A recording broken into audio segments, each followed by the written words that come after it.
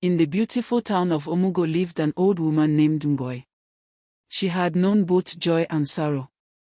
Years ago, her husband passed away, leaving her with 2 young children, a boy and a girl, just on the verge of adulthood.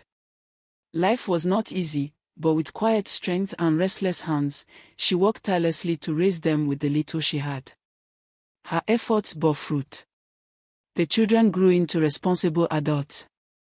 Her daughter married a wealthy man from the city and had 3 children, 2 boys and a girl. Her son, on the other hand, took a beautiful wife and was blessed with 7 lively children. But though Ngoy loved both families, her heart leaned heavily toward her daughter.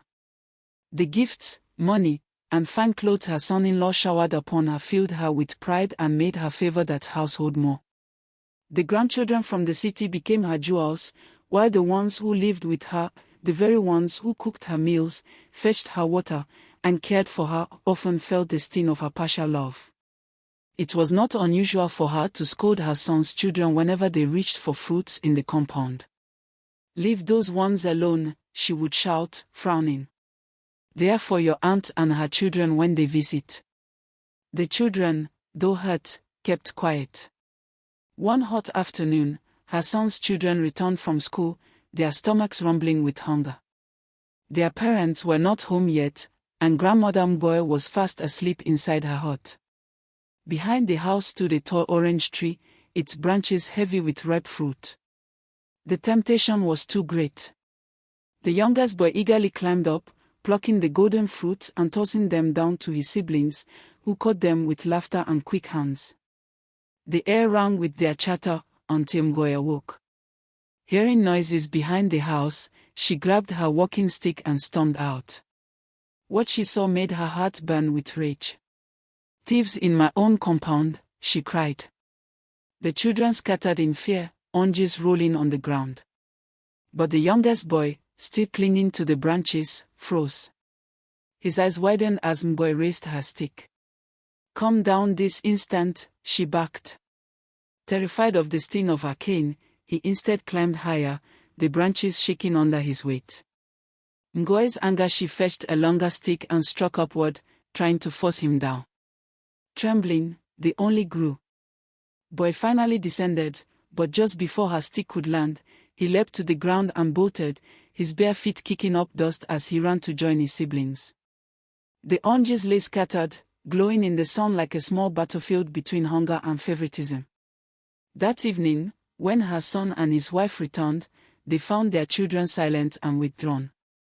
After much coaxing, the younger son broke into tears and told them everything.